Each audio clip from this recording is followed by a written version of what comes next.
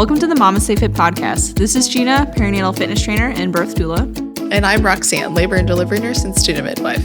And this is the MamasteFit Podcast, where we empower you on your prenatal fitness, birth, and postpartum return to fitness journey. Our podcast shares how to move throughout your pregnancy to stay strong and comfortable, because pain is not a requirement of pregnancy. Understand the science of birth and how to approach recovery after birth.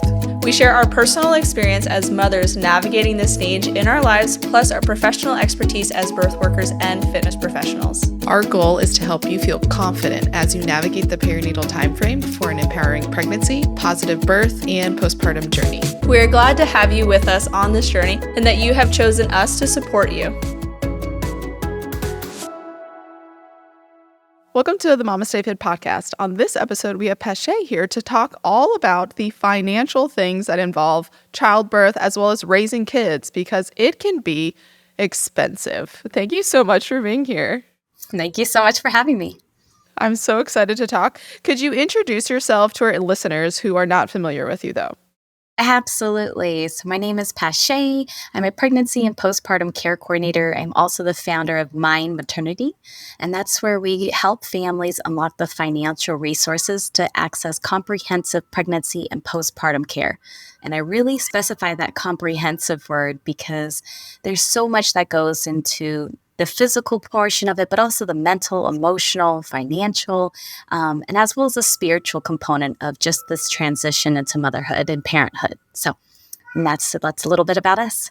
Yeah. So what, I guess, are probably like the first couple of tools that you would implement and help someone kind of work through who is newly pregnant and now like navigating the cost of not just like pregnancy, but also childbirth and postpartum? Because for Gina and I, we have TRICARE, which is, for most people, birth is free. Like maybe you pay like the fee for food at a hospital, like so maybe it's like $20 if anything. But for most of us, it's all pregnancy and childbirth is free. So I didn't even realize people had to pay out of pocket for pregnancy care and childbirth care until we kind of like left the Army. And then also started making friends with people who were not in the military and did not have TRICARE. And then I was like, oh, wow, how do people afford children? They get help. They need support. Yeah. So like you were saying, it can be very expensive when it comes to just even the labor portion of things, let alone, prenatal visits or postpartum visits. And so it really is important to take a look at your insurance. And if you need help, making sure that you coordinate with someone or a professional who can support you navigating your benefits, but really understand what your insurance has. So for instance, I'd love to share even a personal story of mine. I was at a company and I was reviewing, and this was prior to my own pregnancy, but I was reviewing insurance benefits and I had two options. And I was about to select one option, but then something inside of me, I had a gut feeling saying, take a look at that, that extra line to see if there's maternity care. Again, this is before I'm even pregnant, but take a look to see what women's health and maternity care options there are. And that plan actually had zero maternity coverage. I called 3 representatives from the insurance company, spoke to one who's been there for 20 plus years. And she says, I know what I'm looking at. This plan does not include maternity care. And thank goodness I did not choose that plan, because that year, that benefit plan year, I actually became pregnant. Oh, so no. Oh, yes.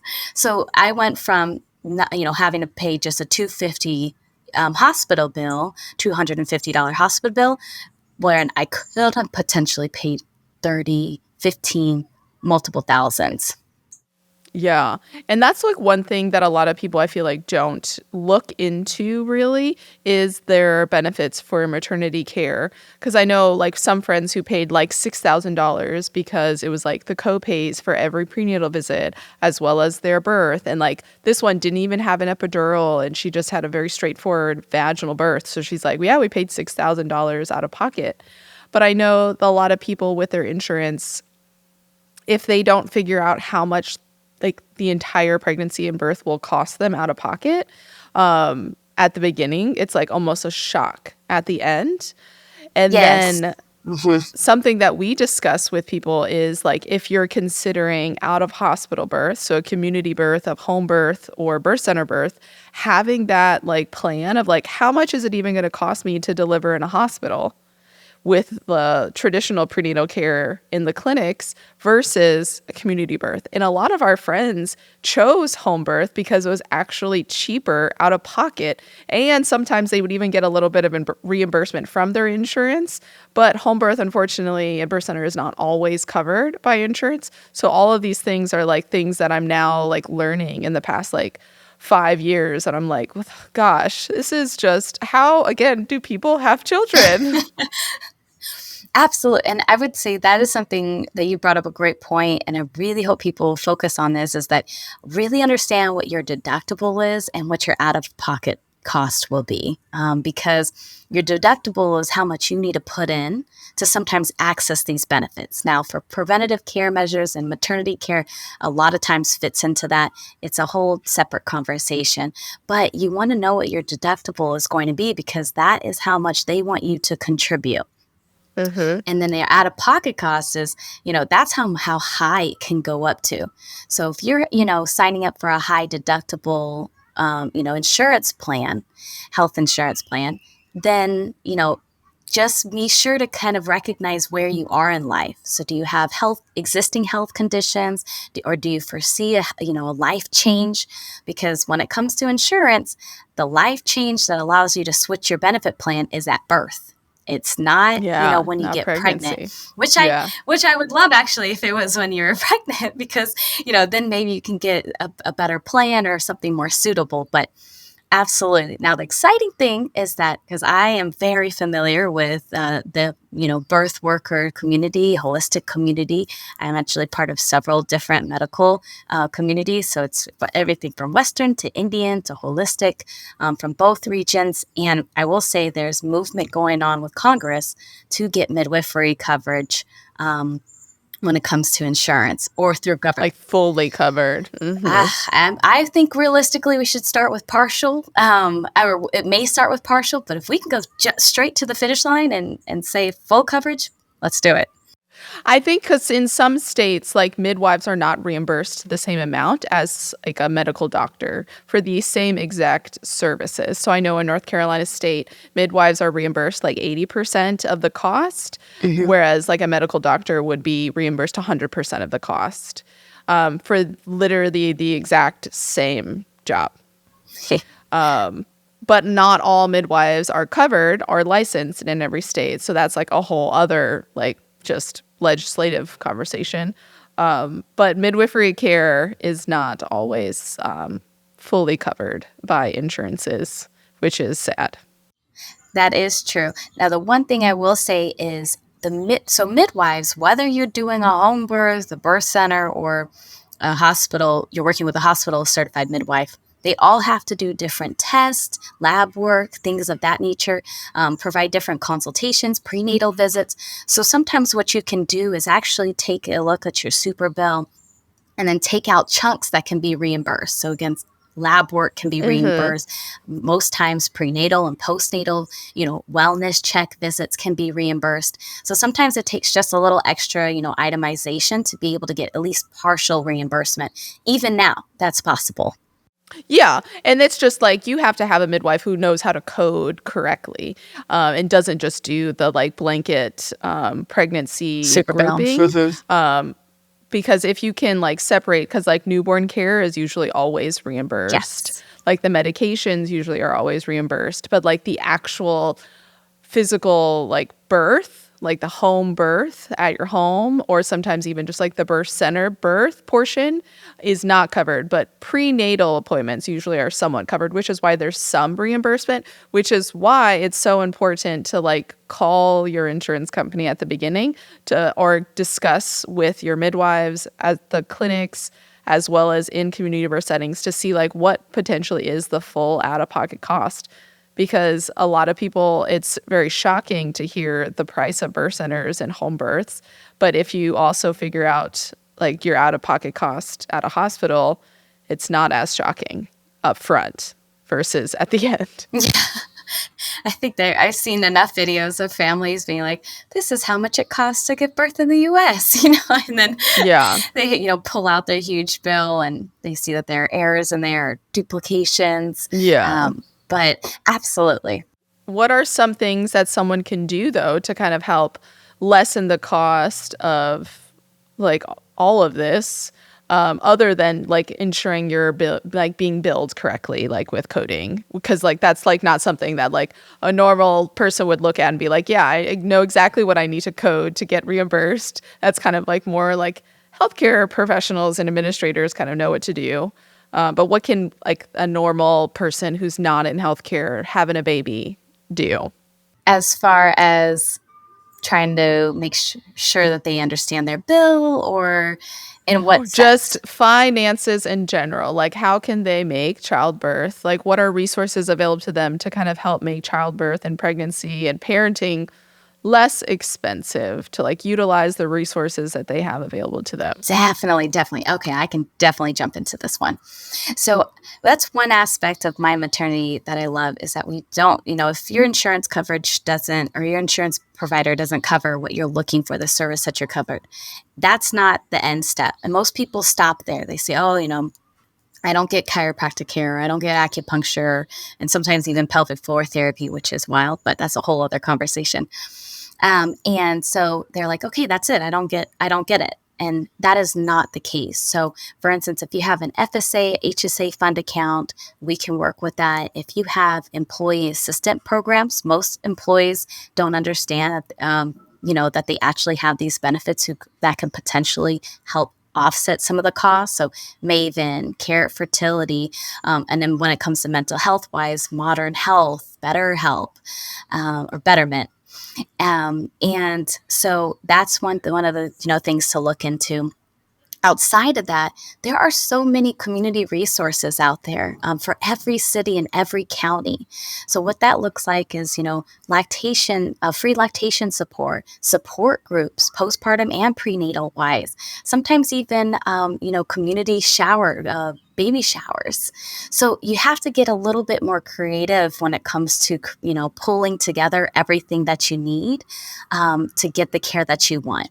So for instance, I was just in LA and there was a community midwifery prenatal visits that the center was opening up. So, people can register and it can be a community visit where they get checked up, they get to talk to a midwife, and it was included. It was part of a nonprofit initiative and program. So that's something where it's like, wow, you would have never known, but you could have received that one-on-one holistic care, but at no cost. You just have to know what you're looking for. So how would someone go about finding these things? Well, I would say that's one of the things that I recognize is everything is pretty scattered and sometimes even siloed. So you really have to be creative when it comes to researching, know what you're researching. I think one of the best ways is partnering with a case manager, a care coordinator. That's somebody, and it can be somebody through your hospital. It can be somebody that's through a community center, and it could be through a private company like Mine Maternity. So there are multiple ways to get access to a case manager and care coordinator, but those individuals quite literally pull together your team, help you understand your benefits and navigating your care and your benefits. So is this benefits like with insurance as well as like community benefits? Yes, that's exactly it. Yes. So, and the government programs, when people think of government programs, one of the fallacies that I often hear is like, oh, well, that's for, a certain group, a certain demographic. And that is not always the case. So there are many programs, especially in LA or, Orange County or wherever you may be. I'm speaking California, I guess, specifically, but Maryland has a great program right now to where they have a lot of different government programs that support pregnant and postpartum women and families. So think about it as not so I have to be of a certain income or a certain demographic to receive this care. Really look at it as I could potentially, receive care just because of the condition and, experience that I'm going through. So I guess how is this like on usually like their government websites for like each state, or is there federal programs as well? There are federal programs, but I would specifically start looking at when it comes to state programs and even county programs. So if I had to do an order of operations, start with your county. Because that's, a lot of times they have a budget specifically for their residents and programs for their residents. So Riverside or LA County or, the different county. I'm not too familiar with other state counties, but, and then what I would look at is the state and then go federal. Okay. And what do these federal programs like routinely help cover the cost of or offer? Yes, so that's the thing about federal programs is oftentimes they're providing the funding for the state programs, and the local programs, which is why I was saying start there. As far as the federal, But what do the state programs then offer? yes. So it can vary. So for instance, one of the most common ones I see, and as despite my lack of knowing county names, we actually work nationwide. But what I see across multiple states is that lactation services are covered. So offering breastfeeding courses or direct consultations at home services. So lactation is a big one that's always being addressed. Another one that's starting to pick up is pelvic floor therapy. So recognizing that it's almost should be a mandatory consultation that you receive following childbirth and now even pre-childbirth, and then support groups. So almost every county has support groups that are funded by that region. Mm-hmm. And those support groups, they're not just where you can meet up with other moms. They're sometimes backed by therapists or licensed medical professionals, as well as providing resources from like a tangible sense. So those are, where you can get your diapers. Maybe you can get some healthy meal options. Maybe she can get some goodie bags. And I even attended one of the mama groups because I'm a mama. So I attended a mama group. And they ended up giving us these little goodie bags for Mama's Day. And it was full of like skincare and healthcare products. And it was all, sponsored by nonprofits and for-profits to create the goodie bag. Oh, that's awesome. Yeah. So these are usually state run. Do you know if all 50 states have these programs, or are some states just not up with the times yet? Yes. So one of the things, especially with the recent changes, there are states, especially states that have income restrictions to them. And I mean income restrictions as far as their demographic as a whole maybe has a certain income level. So it's the taxpayers' dollars that contribute to these programs and to the funding of these programs, or it's sometimes population-based.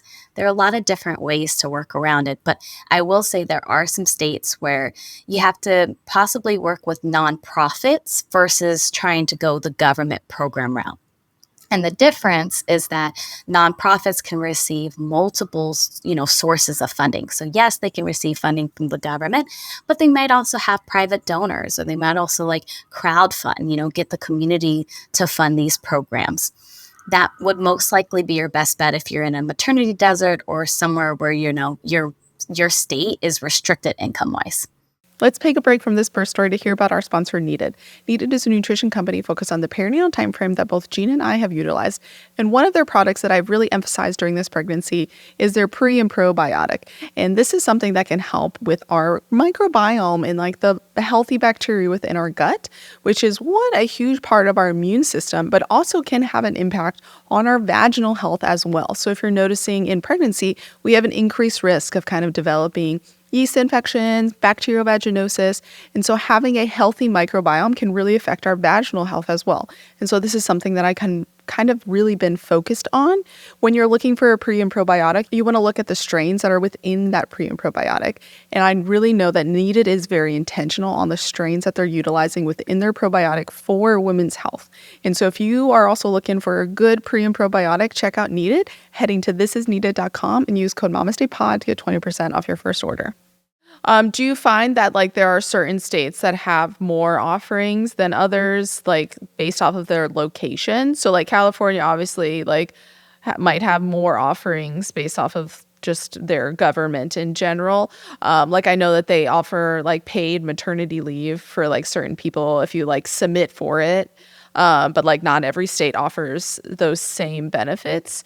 So do you find that like the West or like the Pacific Northwest or Northeast or Southwest or whatever, do you find them to be more willing to offer these benefits versus other states and areas? Yes, yes. So especially if,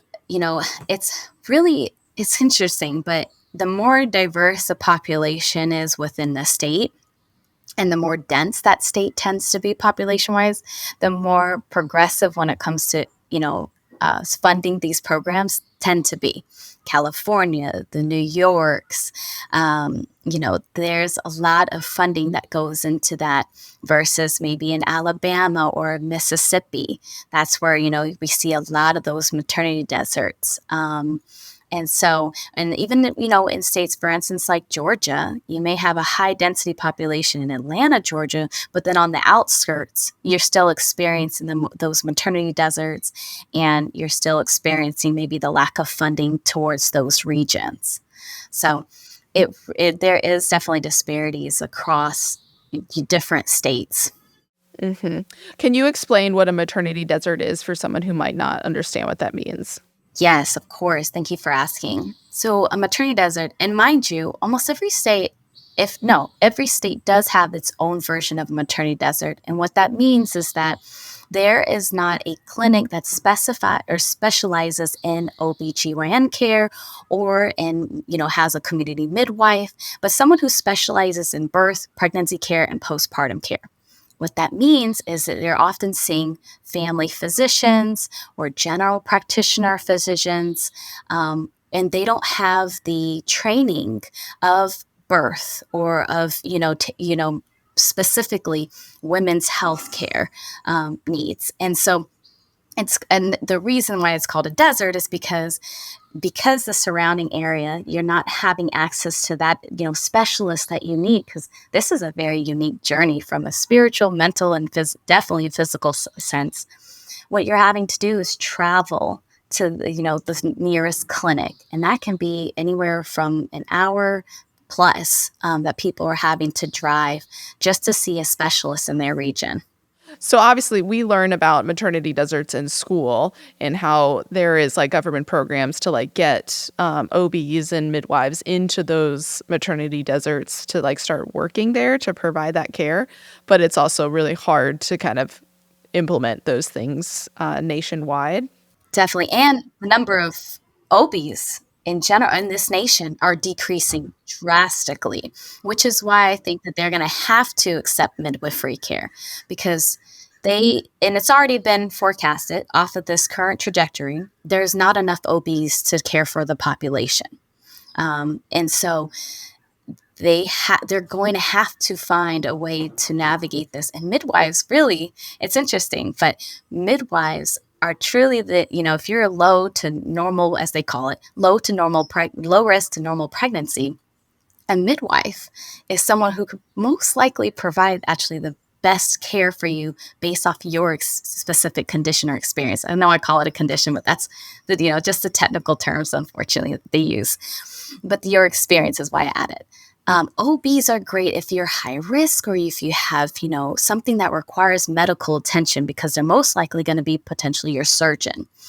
So that's where it's like they both have their niche, but on most times that low to normal pregnancy, a midwife is going to be able to provide you better level of care. Because they're used to a physiological birth, something that takes time, something that changes the different conditions. And not every condition requires a pill or, some type of intervention method. Yeah, exactly. And I think that, doctors in general, the number of doctors in general are decreasing over the years because of the number of residency slots. We can go probably an entire podcast on that. Yeah. But it's easier to get nurse practitioners out into the world and physicians' assistants and midwives out into the community because it's just easier to like school them, and then they don't have to depend on residencies. It's more clinical hours where you work with another one of those types of people. So it's just easier to get those people out into the world, but it's hard when people don't recognize them as like a medical provider as well, especially insurance companies. Which is a whole tangent that I could go on for a bit of a soapbox. Yeah. But that is very, very important, is to like provide that maternity care.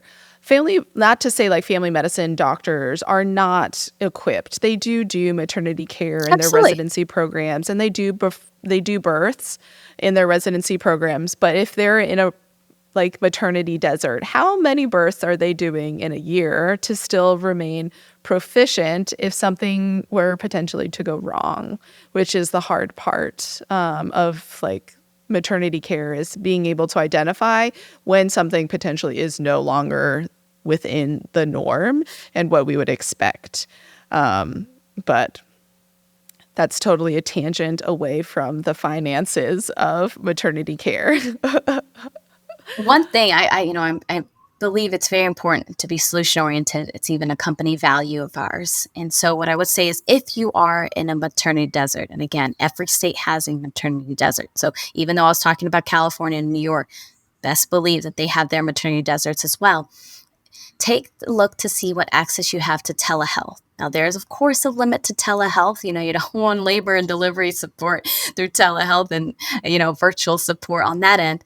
But see, where you can integrate it into your care. So if you have a question about a symptom that you're experiencing, if you have any questions in general, it doesn't even have to be symptom related. See how, the best way to access a doctor or a physician. And there are many platforms out there that are, again, covered by insurance or even, through government program, especially those who recognize the maternity deserts. That's one of the ways that they're trying to combat it, is making telehealth more accessible. So definitely take a look at that, because you shouldn't be left alone when you don't need to be. Yeah, and telehealth is such a great option available to us that I think definitely increased in use like during the COVID times, where people were more likely to use telehealth for a lot of things. But it definitely does also have those limitations, because like you can't listen to baby, you can't listen to lung sounds and people's blood pressures via telehealth. So you do have to be a little bit more creative in the care that you're giving. But like if it's going to take you an hour and a half to drive to your prenatal appointment, maybe get creative with some telehealth in there, so that like for your own like well-rounded livelihood, you're not in the car for 3.5 hours driving to and from your visits, because that's a lot of time. Yeah, it sounds like a lot of time. That's a lot of time. That's a lot of time if you're not pregnant. Yeah, that's a lot of time. I mean, you'd be getting through audiobooks real quick. You would be an expert in banging them out. Yeah. I hope you get one of those like credits, so you just like can go through them with those audiobooks. I know, that's what they need government funding for, just audible books for the people in the rural deserts. I'll propose that next time at an advocacy meeting. I will definitely propose it. Why not? So if someone wanted to like work with your company, so to get like a care coordinator to help them kind of maximize their benefits in pregnancies, to help minimize the financial cost associated with pregnancy, birth, as well as postpartum, because as we know, postpartum is forever. What does that look like for somebody? And then also like cost, because I'm not sure what that even costs. So what the experience is like is that we have a client intake form where we want to know, what are your current insurance and financial resources that you're working with. So again, your insurance company, FSA, HSA, et cetera, and employee assistance programs. And then we want to know what services you're interested in. So it's that, and again, we believe in comprehensive care. So we've included career coaches and life coaches. We've included relationship and marriage counseling, because if anyone has been there, the dynamic absolutely can change and need to be rebuilt and renewed. And then, of course, doula care. Do you want doula care? Do you want in-home midwifery care? We have a whole list of services. And then what we do is we almost play like a matchmaker, and we pull together the package for you so that you're able to see exactly where and exactly how to access these things. And so what it looks like is for if you're interested in just understanding your benefits, benefit navigation, flat $50 cost. That will take a look at your insurance plan and the services that you're interested in, from 1 to 3 services, and we can deliver that to you. So for instance, your insurance provider does cover doula care, and here's how to access it. We provide the links so you don't have to do any of the research. And we'll even tell you, hey, if you're looking for reimbursement, this is the language to use. This is the document to use. Everything is written out for you, because that's sometimes navigating the website can be the hardest part and the trickiest part. So we provide direct links or direct documents. If you're interested in working with the care coordinators, that's somebody having, like we're doing here, one-on-ones, and being able to tweak your plan, add things, take away things, then that starts at $249. And that's for 2 weeks working with the care coordinator, and then continues with the email or text support. So what, I guess, after the initial like $50 one, so the one that's $249, what else would that kind of include outside of finding like the support for your insurance and the resources that you're wanting based off of the services that you're wanting? What else are you kind of like working with them? Absolutely. So that's working with them when it comes to not only understanding the benefit, because we always, with our care coordination, always include that benefit navigation. It's key to our business model. Yeah. But it looks like, interview prep. So I want a doula, but I don't know how to choose the right doula. I hear that all the time. Here's some questions to ask, what's important to you? And we can talk through that. So, okay, well, it's important for me to have somebody who speaks this language, or it's important for somebody, who comes from this background, or has this type of philosophy, right? I want a more hands-off approach. I want a more hands-on approach.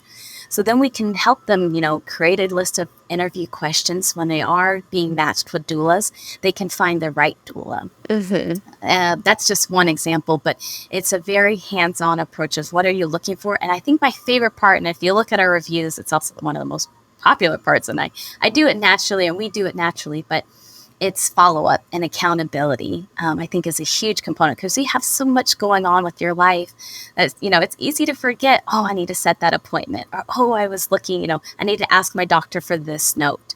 And so there's a huge follow-up and accountability portion to things where it's like, hey, what support do you need? Has anything changed? Because I work with a lot of pregnant mamas, and we always plan for postpartum when we work together. But when we're in postpartum, their needs change than what they thought they were going to need prenatal-wise. So like, actually, I do need maybe a career change, or I would actually need some pelvic floor therapy when before I didn't. So we can navigate that as you make that transition as well.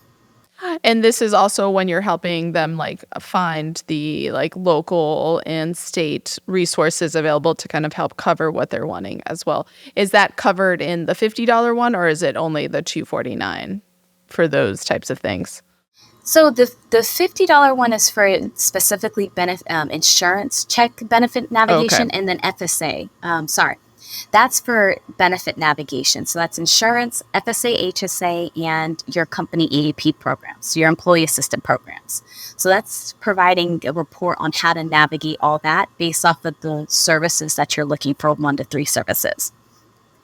The $249, that's where we get more so into that detailed coordination piece of things. Yeah. Okay, so that's where you start to incorporate all of the outside resources other than just insurance and employee benefits. That's when you start to incorporate like what are the support groups in your area. And then these are some like government assisted, state-wise, community-wise, government, like federal funded wise that you could benefit from and qualify for based off of like X, Y, and Z. Because as we know, like not everybody qualifies for every single nonprofit. Sometimes there are like specific demographics, insurance, or income, race, and all of those ethnicity. Things. Absolutely. You could probably list like 17 other things, but like there are like specific requirements of some like nonprofits and some state funded things that usually like if I make $500,000 a year, probably not going to qualify for like some government assisted programs versus someone who only makes $50,000 a year, which makes logical sense. But there are probably still programs for people who do make more money. Absolutely. Absolutely. Because they also integrate sliding scale. So you might be on the higher end of sliding scale, but you're still receiving a discount compared to what it may have been if you went out of pocket, or out of network. So absolutely. And with the working with the care coordinator too, it's even things like birth classes. There can be a great resource where there's so many different birth classes, and somebody's like, oh my gosh, it's great, but I'm overwhelmed. There's an infant CPR class. There's so many classes you could take. And that's where your care coordinator can help simplify that process, put together the times and the dates for you. So you say, hey, on this day, this time, this is the option. You can opt in for it or opt out of it. And then we can change the calendar according to what, the person opts in for or opts out of. We think of care coordinators in the medical world as like people who have like higher risk medical conditions, because they coordinate like all of your specialty care appointments and like finding different specialists for you and like just doing all of that kind of coordination as well as advocacy for you with all of those specialists. So you think about that for like, again, people that have higher risk medical conditions are just like higher care needs. And I never even thought that a care coordinator could be beneficial for maternity, because you think that, we just think of pregnancy and birth as this very like normal, low risk thing that so many people kind of go through that you wouldn't. I literally just never thought of having a care coordinator for pregnancy, but it's so beneficial, it sounds like. Yeah, definitely. And that's one thing every time I tell people, what the company does and our mission as far as how we want to, do our part in addressing the maternal health crisis. Every single time I hear, oh, I could have used that, Yeah. It's like, oh, I could Yeah. Or I didn't even think to go outside of my insurance company. Oh man, I wish I had, because we had been able to find meal delivery services that were covered by insurance, fitness programs. It's not just the prenatal visit, labor, postpartum visit. Exactly. There's so much more of that, that's where I think the care coordination part really comes in, because it is so, again, comprehensive care is the biggest word. There really is so much that goes into it. Yes, because so many people don't know that childbirth education is covered in their insurance plan. Not every insurance plan obviously covers all of those things, but a lot of the time you can get your childbirth education course either partially or fully refunded or reimbursed through your insurance, which, as we know, childbirth education is hugely beneficial for the birth that you're wanting and preparing for childbirth. It can help decrease interventions utilized in your birth, as well as and decrease your risk of having like birth trauma related to feeling just like a passenger in your birth experience. So I think obviously we are super biased that we think childbirth education is very important, and we obviously think ours is great, but like a lot of people don't realize that they can get it covered by their insurance or use their HSA, FSA funds for childbirth education courses. And I think that maybe it just needs to be talked about more for all of those things. And similar, like I knew someone who used it for prenatal massages, their HSA, FSA funds. Absolutely. And they're like, what? I could use it for a massage? I was like, yeah. If you are pregnant and you have back pain, HSA, FSA, check. Because that is medically required at that point. That is care for pregnancy. And so there's so many like cool ways that you can utilize and take advantage of your insurance to the best. I mean, you pay for it, so use it. That's what I'm saying. It's not like you're taking something for free that you don't deserve. This is something you are paying into. And that, especially if you are someone who doesn't go in often, you absolutely should maximize it as much as you can. Yeah. When it comes to, a specific experience that you want to have. So if you want to have a pregnancy where you're getting all the rings and whistles and, all the bells going on. So the massages, the chiro, the acupuncture, the midwifery care, the doula care, you can access it. You deserve to access it. So, and that's another thing I'd love for people to go beyond is the mindset of, especially so because of the way U.S. healthcare is, get beyond the thoughts of like, oh, I have, I'm only limited to this. And this is the little bit that I deserve because I have, maybe a low or normal pregnancy. I don't deserve all the nooks and crannies. And that's not how it works. Yeah. You deserve to have the experience that you want just because you're going through a lot. Anyone who's been pregnant or will be pregnant, you're putting in a lot. So you deserve to compensate that energy that you're putting into this life and make sure it's replenished for you. So one last question before we let you go. Obviously, this is... I don't remember the exact nationwide use of it, but Medicaid is a very commonly used way to pay for pregnancy and birth that is used across the nation.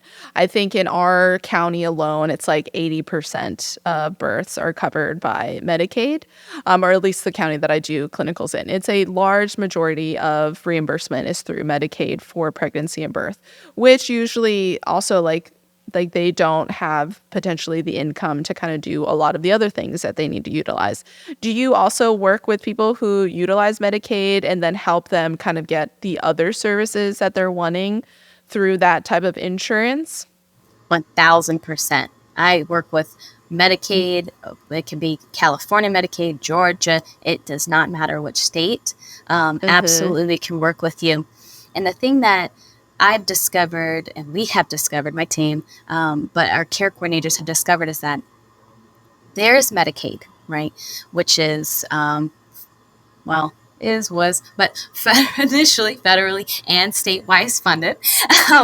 And then there are also third-party entities, nonprofits, for-profits, who have specific funding or initiatives that support Medicaid individuals. So if you're just staying within the Medicaid program and the Medicaid website, you're most likely missing out on these other entities that have, on the back end, partnerships with Medicaid to get things reimbursed for them. No cost to you. And so that is absolutely something that we can navigate because, like you were saying, it's 41% of births in the U.S. and even more in some regions, as you were stating in yours, that depend on Medicaid for their birthing experience. So we definitely can support you. So that's awesome. I definitely don't know enough about the nonprofit organizations that do benefit Medicaid, and I should educate myself on all of the things for my community specifically. But that is huge because maternity, prenatal, and birth is covered, but what about you want to breastfeed your baby or you want to formula feed your baby, but formula costs an arm and 4 months of breastfeeding you're out of arms, or formula feeding you're out of arms and legs. What do you do to kind of afford that if you your income is not enough to kind of afford that? So I 1,000% love that there are still options available for people to kind of continue finding that care in the postpartum as well as pregnancy who definitely need it. Yes. Mm-hmm. But thank you so much for coming onto the podcast to talk about all of the financial things that someone can kind of utilize to help make childbirth and pregnancy a little less expensive for people so that you can keep the money that you make and pay to raise the child and have the lifestyle that you still want. So thank you so much for coming on the podcast and talking about all of these things. And if somebody wants care coordinating, reach out to Mine Maternity to kind of help you navigate and utilize your insurance and government programs in your area to make it less expensive. Absolutely. Happy to work with anyone, and thank you for having me. It was a lot of fun. Had a blast. When it comes to childbirth, a lot of it can be out of our control, and we do need to practice acceptance for sure. But nothing is more empowering than being truly informed. And MamasteFit's childbirth education course does just that. The information is informative, it's thorough, it's organized, it's digestible, and more importantly, it's presented in an unbiased, objective manner, which you don't always get at times when you're taking a childbirth education course. I used this course for both of my births. My first, which was an induction, and my second, which was in a tub at a birth cottage. And I found it so valuable for both of my births. So if you're on the lookout for a childbirth education course, I highly, highly recommend Gina and Roxanne. They do such a great job, and you can tell that they are so passionate about informing and empowering others. If you're also pregnant and looking for more support, check out our online childbirth education course as well as our prenatal fitness programs. Our childbirth education breaks down the science of labor and birth to take away some of the mystery so that you can feel confident and empowered as you navigate pregnancy and birth. Within our course, we break down labor options, labor comfort measures. We even talk about what to expect during pregnancy and birth with changes within our bodies. And then we also have a little small portion on postpartum preparation. So we also have a postpartum and newborn preparation course where we break down what to expect in that first month postpartum for both you and baby so that you're not Googling at 2 a.m. if this is normal or not, or what should I expect in the next coming weeks that is going to happen within my body physically and also mentally. And then also what to expect for your baby. So if you are also looking to prepare for postpartum, check out that postpartum newborn preparation course.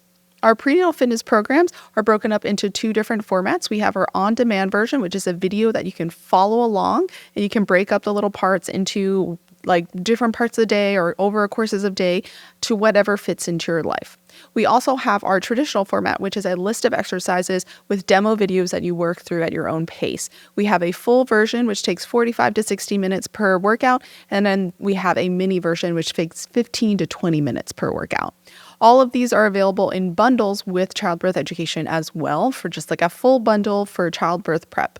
You can check out all of our offerings on our website at MamasteFit.com. And as a thank you for listening to this entire episode, you can use code STORY10 to get 10% off. This podcast is sponsored by Needed. Needed is a nutrition company focused on the perinatal timeframe that both Gina and I utilize during our pregnancies, during this current pregnancies, my postpartums, and then our mom even uses this, and she is past menopause. And if you want to check out Needed, head to thisisneeded.com and use code MamastePod to get 20% off your first order.